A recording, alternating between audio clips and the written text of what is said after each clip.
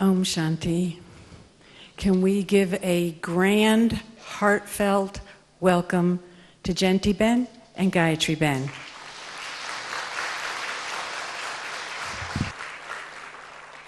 This evening's topic is the revelation of golden secrets, which both of them have many. And so we're really looking forward to this. And we have a little surprise for you, Jayanti Ben. It's because it's about secrets. So Gayatri really pulled one for you.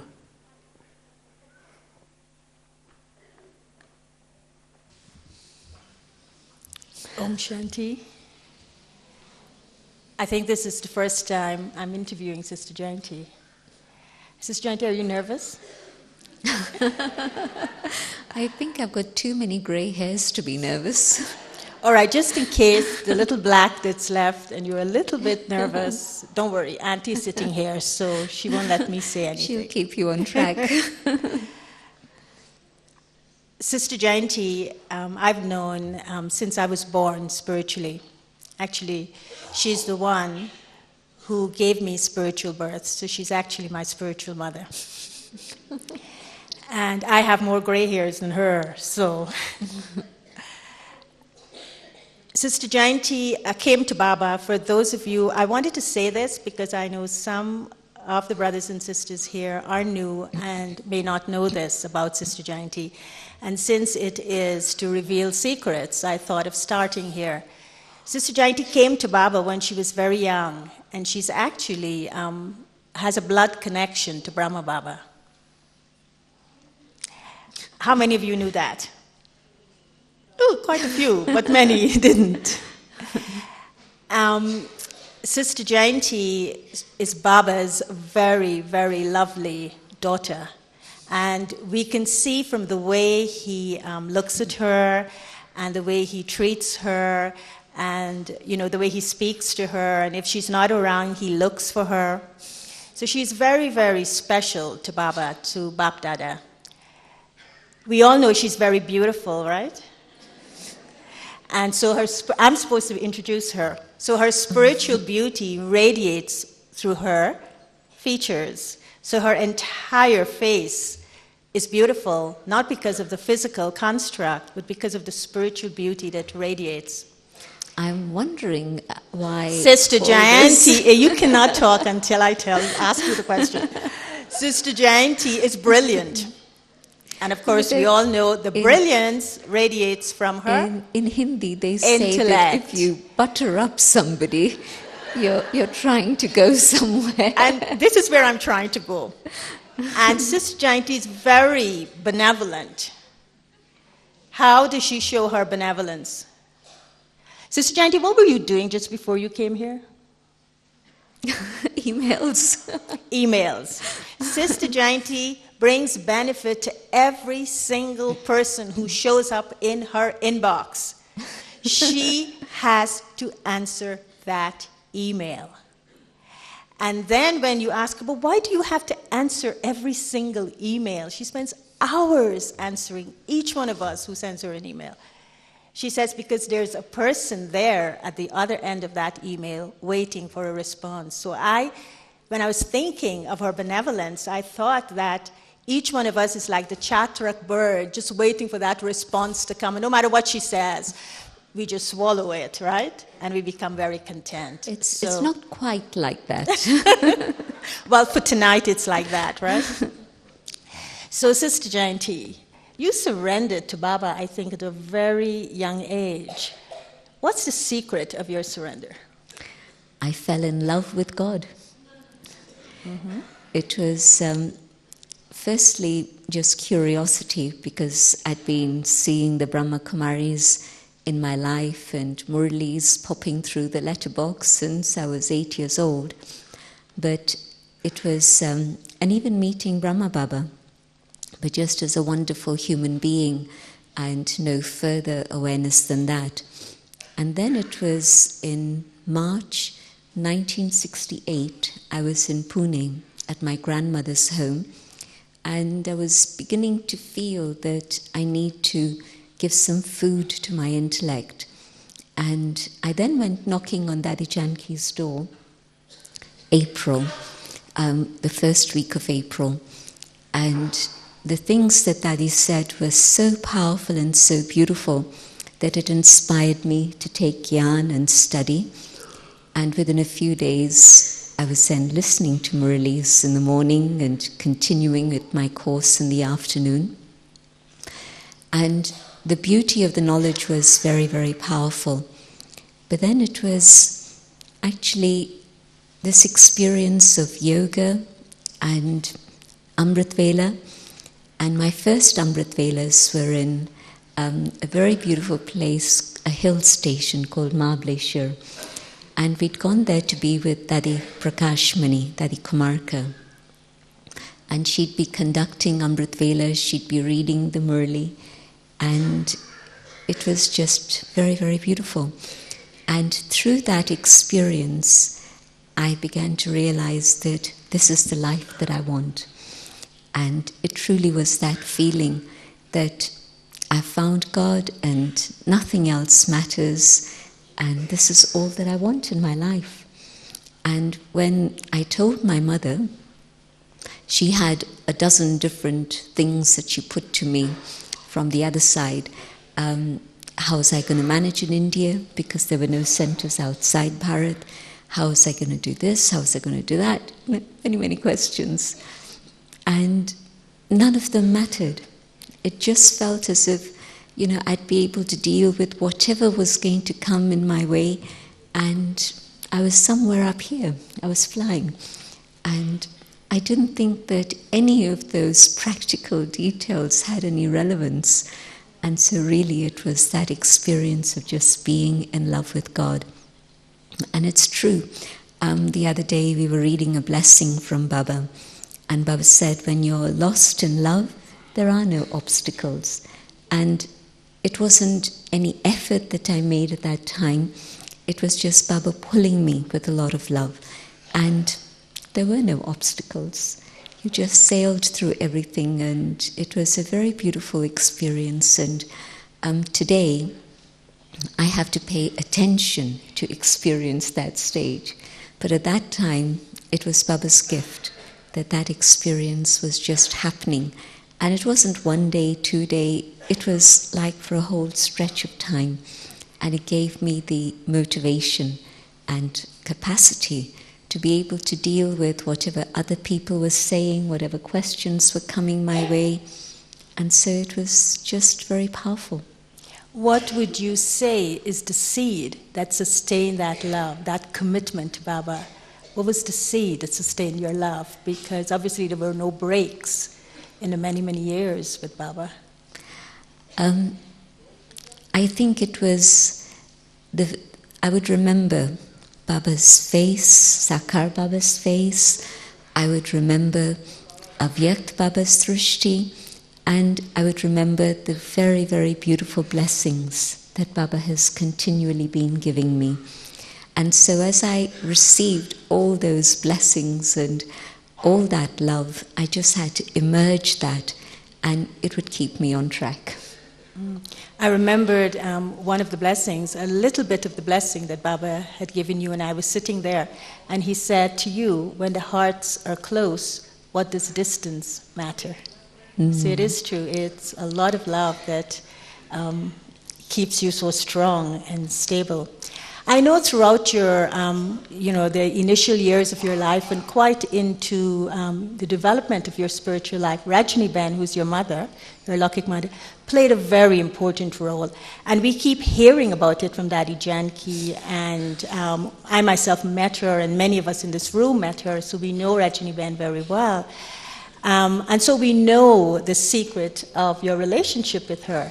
But what is the secret of your relationship with Murli Dada? Murli Dada is her father. I was very, very struck when, in 1982, I suddenly received a phone call. I was in Baba's house, and it was the month of March, and I usually used to come to Madhuban just in the month of February. Then I'd go back, and then Sudesh Pen would come for the month of March. This is how we worked it out at that time. because Daddy would be here in Madhuban for the stretch of the season. And I'd come back from Madhuban, and I get a phone call from my Lokik father, and at that point, he's very respectful and very cooperative, but he's not actually following Raj Yoga in any way. And in my early days in Gyan, I used to ask him to come to Madhuban, and he'd say to me, "I'll come in my own good time. I'll come in my own good time." And we'd talk about Gyan, and he had bhavna, love for God, but it was difficult to pin him down in terms of the concepts of Gyan. And then I'm getting this call, and he's saying, "I'm going to India." I say, "Good." He was constantly traveling. And then he said, "No, but I'm going to Mount Abu." I say, "Really? That's excellent." And then he says, "I want you to take me." And I said, "But I've just come back." And he said, "That's all right, you can come again." Mm-hmm. And so we come to India, and Baba's season is over by then. And he's just absorbing the love of the dadis, and on a Lokik level, they know him, and some of them have met him in Lokik life also. So there was a very easy connection he had with all the dadis, really just like a brother with all of them. And after a couple of days, he was here just a couple of days, then I'm coming down the mountain with him on our way to Ahmedabad, and he's going to go to Japan, and I'm coming back to London. And I'm having my first real deep conversation with him in the car after my surrender. So I'd surrendered 68, and this was 82. And in that time in between, we were poles apart. And so we'd never had a really intense heart-to-heart conversation. We used to before I came to Baba, but not after. And so now we're having this intense conversation, and I'm saying to him, what's your experience? And tell me, I'm curious. And for him, it was like a start of a Brahmin life in such an easy, natural way. And he's telling me of his plans and how he's going to continue with all the things of diet and so on and so on. And I say, "Well, you're on on business trip to Japan, how are you going to manage with everything?" And he said, "No problem, you know how determined I can be." And it's true, very determined. And I was really touched that Baba has moved something in him to make him, and it was not even meeting Avyakt Baba, but just Madhuban and that experience, and he's decided to transform his life completely, 180 degrees, just through coming to Madhuban. And when he comes back from his trip, he comes to the center, and I ask him how it's been, and he's been able to maintain everything. And so I was pleasantly surprised, although I know his determination, but it was challenging for him, but he'd maintained everything. And the other thing that had deeply moved me was at some point, I think maybe it was in the early 90s, I don't remember the year, but he was in intensive care in India, in Pune, and Daddy had sent me from London to see him. And when he came out of intensive, and it was a very challenging time for him, it was, how trying to get a proper diagnosis is not so easy. And so different people were saying different things and so on. And until everything got settled, it was quite a bit of upheaval. But his faith in Baba through that period was incredible. And so I witnessed faith coming from somewhere, I don't know where, but of course he'd been exposed to Gyan for 22 years, so you absorb a lot even if you don't take the course. And when Baba's tapes used to be playing in our home, then whoever's around listens to the tape. You didn't have little plugs in your ears in those days. The tape recorder would be on and everybody would be listening. My brother, myself, and he. And so he was absorbing a lot through all that time. But his faith in Baba and his love for the Dadis is really quite incredible. And Daddy always says that his bhavna is stronger than yours. So it's a good blessing he has. From the 60s to the 80s, if I were to ask him, Murli Dada, what is the secret of your relationship with Sister Jayanti during that time? What do you think he would have said? He'd say she was very disobedient and very stubborn. Okay, let's take a look at what Dada said. I asked him the question, and he sent me the reply, so we're going to take a look at it now. When did you ask him? Aha, that's the secret. So Suresh Bhai, could we have the video? I had no idea that you'd made long-term preparations for this. You have to turn around and watch it. Huh? What am I supposed to do, Dorothy? Lights out and video on. This is new for me, sorry. Okay, turn around. Sound. I to tell you about Jayanti's bike story. Jayanti was under 4 years of age. Lights out. One day I took her to school on bicycle. She loved it. Next morning she said she wants to come again. I said, no, not every day. Once in a while you can do it. She insisted that she wants to come every day on bicycle. In the end, we went on bicycle again. On our way to school, I told her she has to listen to the elders. And she really understood it and stood by it. So she's still listening to elders. In the late 60s, Jayanti was in India with her mother. He was disappointed of not getting medical college admission, either in India or UK. Then she went to Miran Society Center to meet Dadi Janki. They discussed about Jayanti joining BK. Jayanti consulted me by letter. My suggestion was that each day life is very tough in India for the center. Joining today and leaving it tomorrow will not look nice on our part. I asked her to rethink over the matter and decide. I suggested to her that if still you want to join, I will support you. But it has to be a lifetime commitment. And she accepted it, to think it over and come back. And I accepted it. Jayanti was very clear what she wanted and tried to achieve it. There has always been a trust between us, and that has been the foundation. Good wishes, all of you, and goodbye.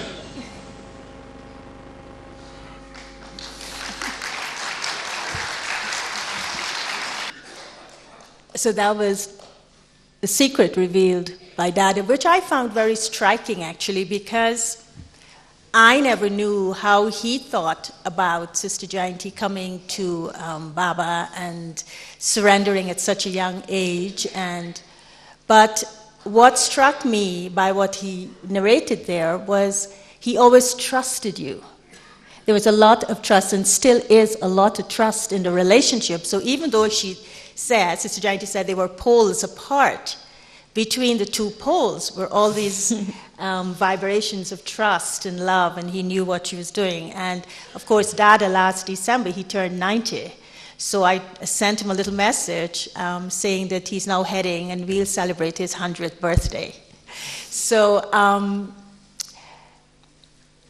he also narrated a story. The first one, he talked about the ability that, riding that bike, and he told you must listen to elders and it mustn't always be your way or the highway. And you've been very good at that, listening to elders. The second story he narrated, which we didn't show because of time, was that he took you to Selfridges once. And he said to Sister Jayanti, go into the store and choose whatever you want, and I'll get it for you. As many as you want, and whatever you want. And he said she went around and around and around and around and looked and looked and looked, and she said, I don't want anything. And he said that he knew she would do that. So what he did was he got her something anyway. So, and kept it at home as a surprise. And so when she went home, he showed her, and it was a red woolen suit. And he says as soon as she saw it, she loved it. And so this ability of yours, Sister Jayanti, what's the secret in growing up in a world of affluence in which you could have gotten whatever you want materially, but you chose a path that was contrary to that? Were you never tempted? I mean, what is it that kept you with this ability to have this kind of disinterest in this taste from such a young age? And I knew, you told me how you used to like to dress a lot and, do stuff like that. But this aspect, why I'm asking you the question at a personal level, because I think it has a bigger understanding here. When we come on our spiritual path, the one thing that scares people is this whole aspect of having to give up things, of having to do without, of having to leave your loved ones. And that's why I brought your parents in, because they didn't leave you, you didn't leave them.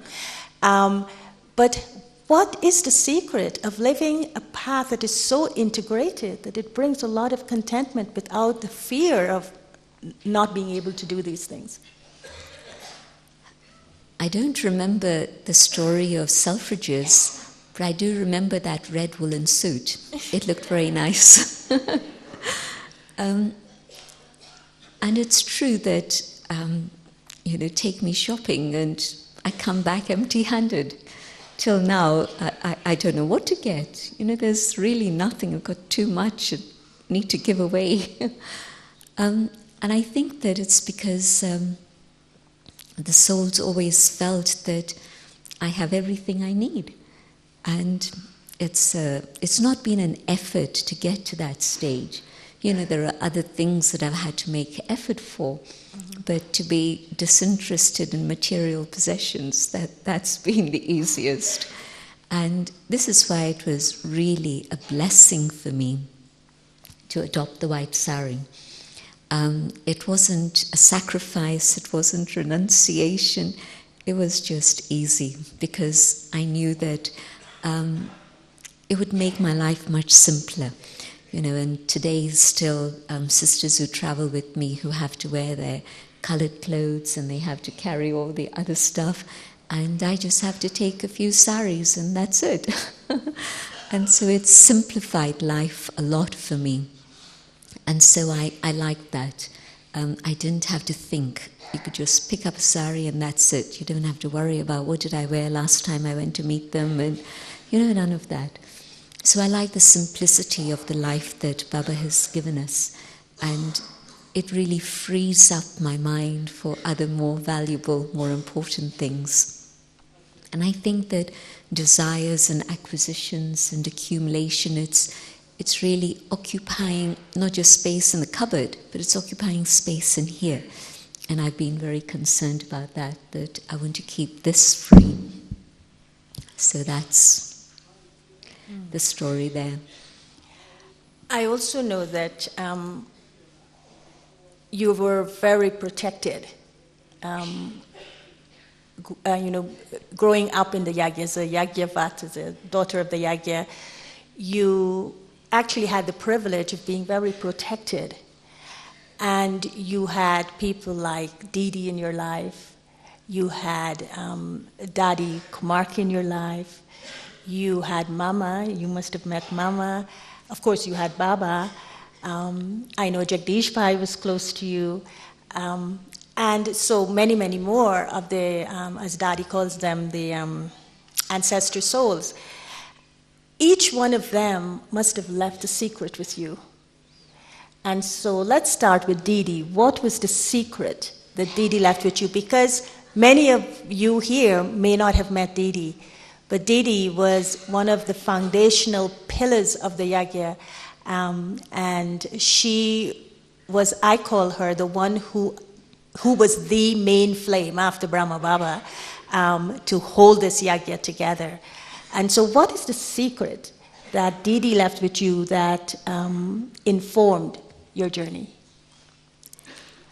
Very early on, when I'd be coming to India, and Daddy Janki was in London for 4 years, and she didn't leave the UK for that period of time.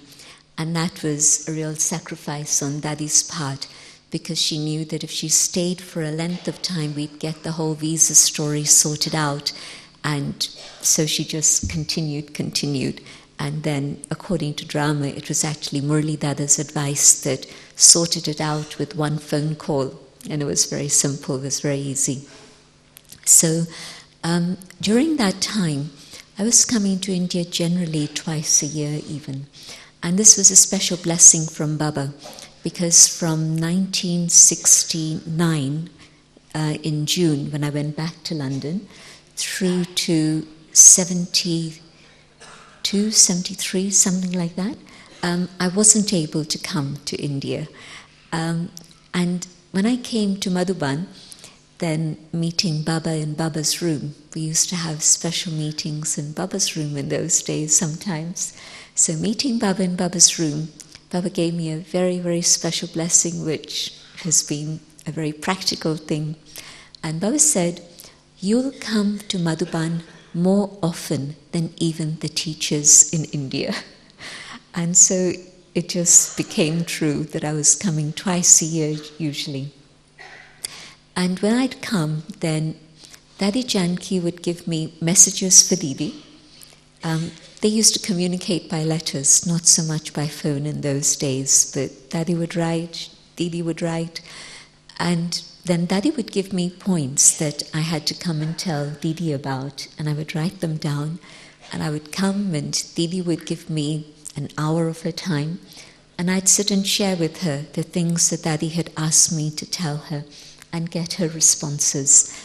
And before I'd leave to come back to London, Didi would sit with me, and again I'd be writing all those points. So it was very beautiful to be a messenger and to hear what Didi had to share. And one day she said to me, whoever becomes an instrument to give Gyan is very much loved by the student who they're the instrument for. And generally it would happen that the student feels that this is the person who's given me the third eye, who's done so much for me, and they really love that instrument. And that's understandable. But if you accept that love and you take it, then it's going to become a trap for you. And it's a trap for the person who thinks you're the instrument, because then they're not appreciating Baba, they're more appreciating you. But it's a trap for you also. And I could see the wisdom that she was sharing, so my question to her was, well, how do I keep myself safe and not allow that to happen? And she said, make sure that every student doesn't stay just connected with you, but they get connected with others who are your seniors, so that then you're the instrument connecting them in a very practical way to those who are more advanced, more experienced than you. And so in London it was easy, because then I'd be connecting people with Daddy very, very quickly. And Daddy was available, and she wanted to have that connection. But it was also a very clear thought that I would have. I want to connect the soul with Daddy Janki. And it's true that whatever you're giving an individual, when you connect them with somebody higher, then you're receiving a lot more. And so benefit for them, but also then protection for you. And so that advice from Didi was very, very precious. And she also said not only about the connection of souls in that way, but she also said that it's very easy at that moment to get the ego. You see, I'm a good instrument. You're using the word instrument, but it's still with ego. And she said that if you connect souls with higher souls, then that also will save you from your ego, because you'll know that just as whatever you've done, but there's an ocean that they can explore and take from. And so you won't have the ego that, yes, I am the instrument and I can give them everything. And from Dadiji, the secret from her? Dadiji's humility. I saw her in a situation in which I think you were also present. It was a small group, and one very powerful individual started commenting, and the comments became a little bit aggressive, and the aggression was being directed at Dadiji, because what this individual was wanting was not what was happening in the yajna. And the individual it wasn't coming out at that moment in their words, but this was the background, because the discussion was a simple discussion, but the aggression that was coming was based on what I know, that Dadiji wasn't fulfilling the thought that this individual had.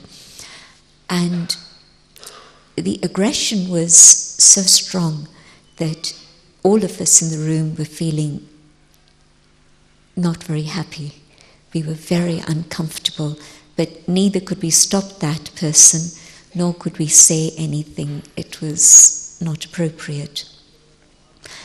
The person finishes, and Daddy's chairing the meeting, and Daddy just nods her head as if she's accepting whatever was said, and she goes on to the next point, and then the next point starts. And if I had been in Daddy's situation, I would have asked somebody else to begin speaking to the next point.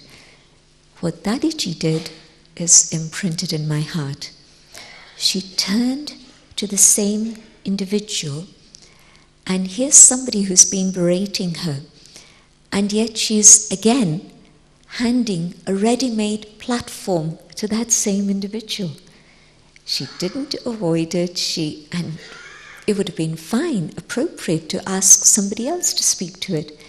But she turned to that individual and said, "What do you think about this?"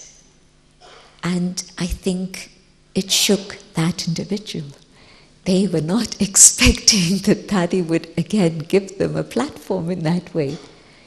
And it took away the heat of the situation completely, and the tension disappeared, and that person started speaking to that next point in a very normal tone of voice.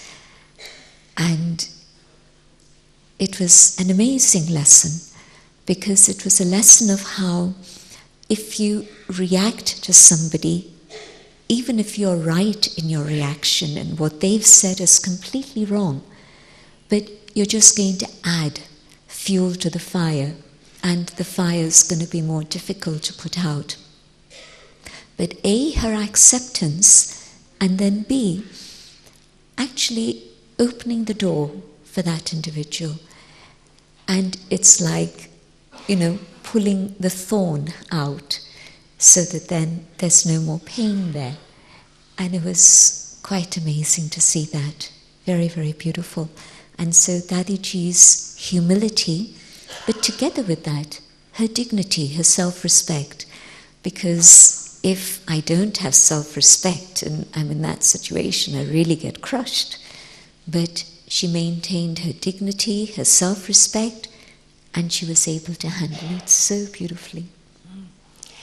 I'm As you speak, I feel that the Dadi and Didi, in the case of your examples you gave, they were able to live their lives by these spiritual secrets. Do you feel that where we stand today, that those spiritual secrets that brought success in such a natural, easy way are being concealed and techniques are replacing them and skills? If I read the Murlis that we are reading at the moment, the Sakar Murlis, as well as the Avyakt Revision Course Murlis, I see that everyone in the Brahmin family is being exposed to these secrets. You're calling them secrets, but in fact, those secrets are there for all of us to study and understand and practice. And so, yes, I understand what you're saying, that there's all sorts of presentations that now are being shared, both with the family as well as in terms of people out there. And it's the modern world, and it's time for that, and everything has its place, and I appreciate and value all of that. But yet, every morning, listen to Baba, and all the secrets are there within the Sakar Murlis. Today's Murli, each day's Murli, very, very beautiful, and especially since January, every single Sakar Murli, a few maybe have been technical in terms of, the knowledge of the Gita Samnizer, or the cycle, or the tree, but mostly they haven't been filled with technical gyan in a sense, but they've been very practical things for us to practice. Soul consciousness, first lesson, basic lesson, and yet such a very important foundation that we need to keep going back to. And the things that Baba said today about the dharana we should have. So the secrets that we're talking about are actually very open secrets. So that the Dadis not just heard Baba, but took what Baba was sharing and made it their life. They practiced what Baba was saying. And for us, sometimes it stays on the level of intellectual appreciation. Oh, Baba said this, and this was so beautiful. It was really very, very lovely. But it stays there.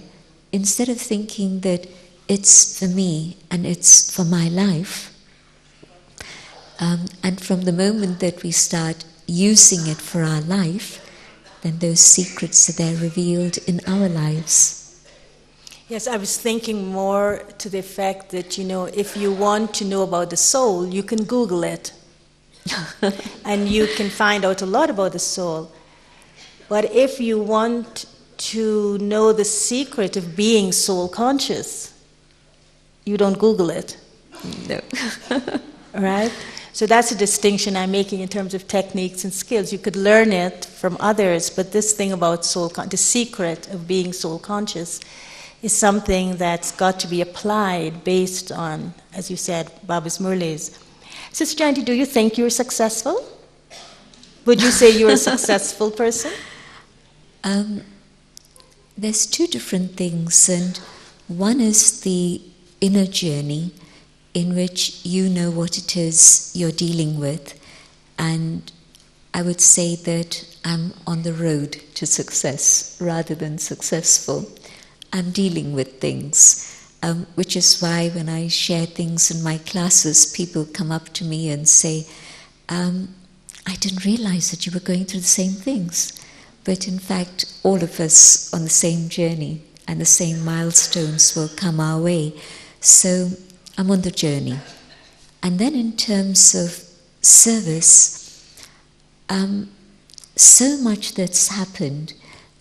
You can't separate what's happened in terms of London, UK, or even generally the world without thinking of Dadi Janki and Baba, yes, of course.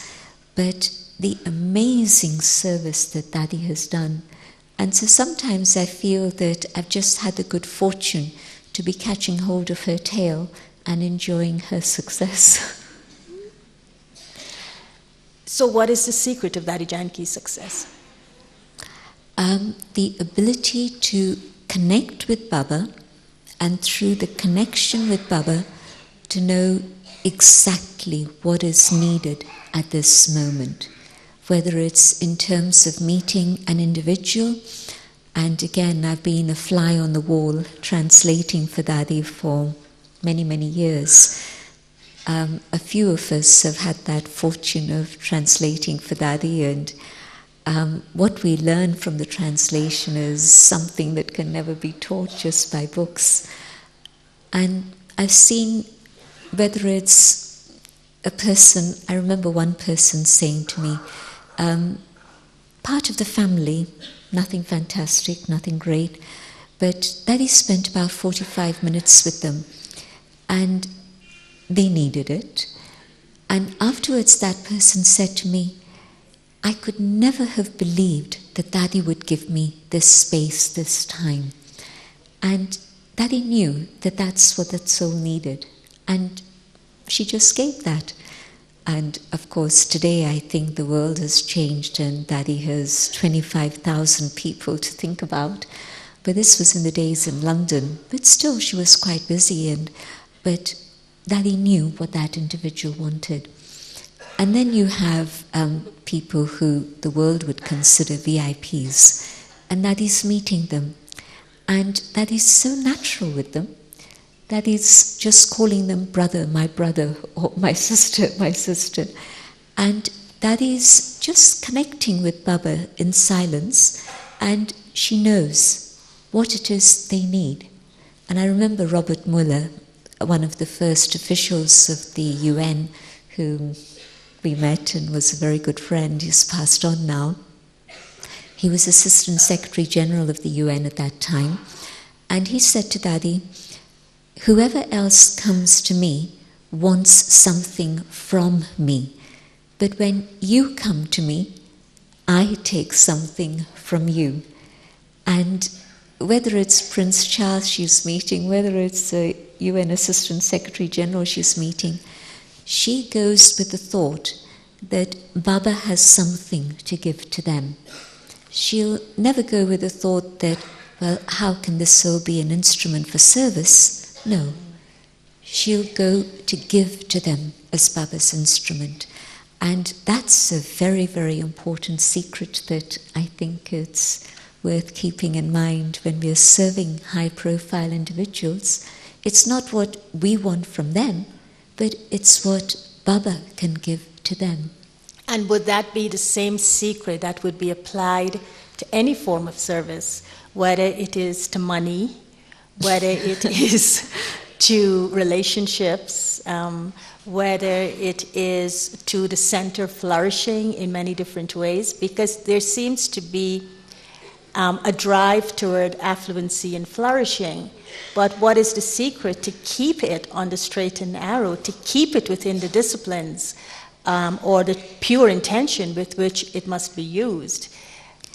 The secret behind the abundance that Daddy has generated wherever she goes, I think the secret there is generosity. You know, when there's abundance, it's easy to be generous.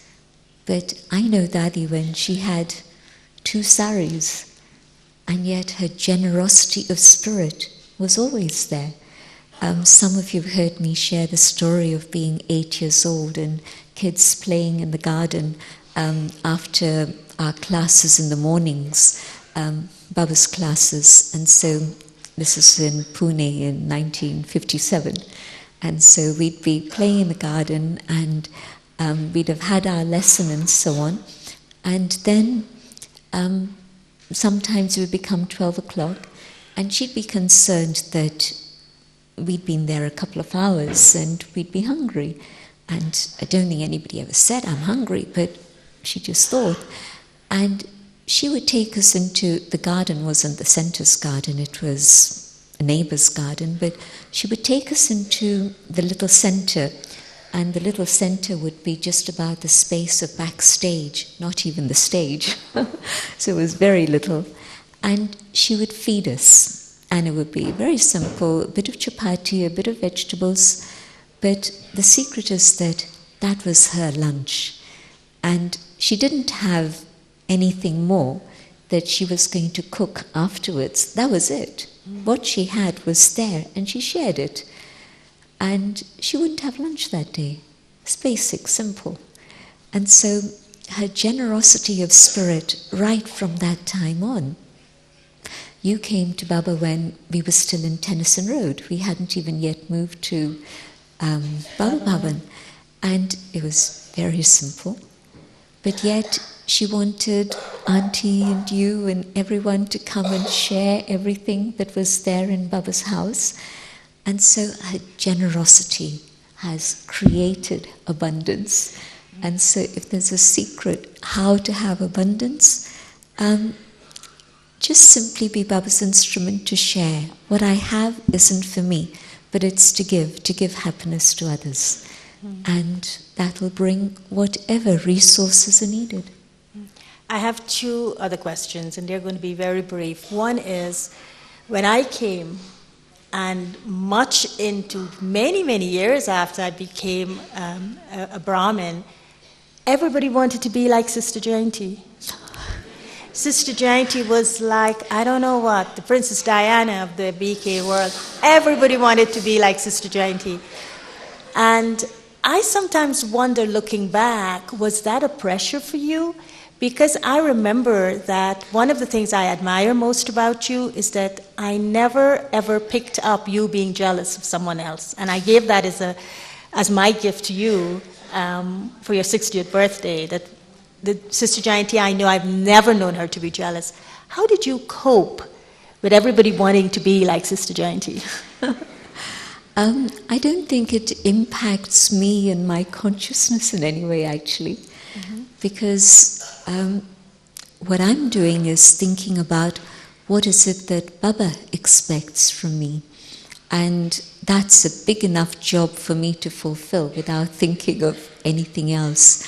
So it's not been any pressure on me in that sense.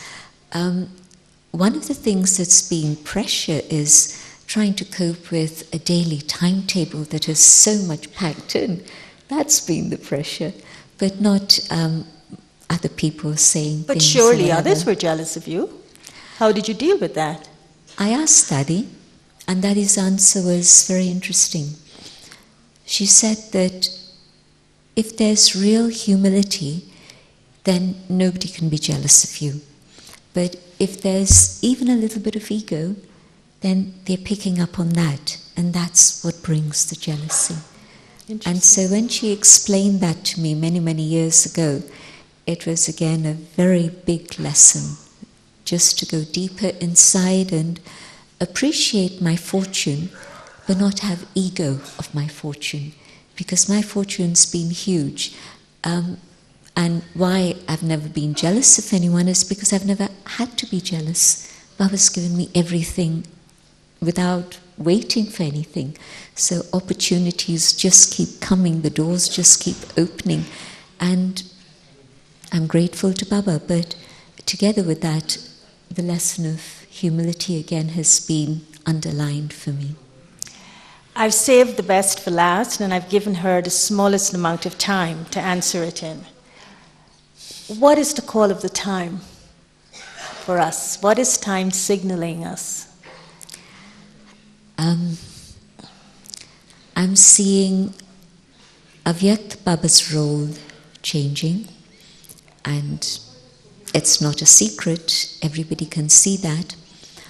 But I see that the signal from Avyakt Bab Dada is really, you see, when I hear the Murlis now, and you can compress what Baba's saying just in a very short paragraph almost, but the detail of everything Baba is saying, Baba's told us already. For example, when Baba reminded us very strongly, many, many times on the 18th of January, follow the Father, follow the Father. Baba doesn't need to give us detail anymore. Baba's given us all the detail. Yesterday when I was hearing the Murli, and it was an interesting contrast. The holy Murli the night before, and Baba's love being shared. But then yesterday's Murli, and the depth and the detail of the Murli. Big contrast. And I thought to myself, well, Baba's told us. We're listening to Murlis from 77, but right from 1969, the detail of all the things Baba's explained. I mean, every virtue, every power, every situation, every color of Maya. Is there anything Baba hasn't explained? And so Baba doesn't need to get into detail anymore. He's told us. And if we haven't listened and if we haven't practiced, well, that's it. Each one's had that opportunity.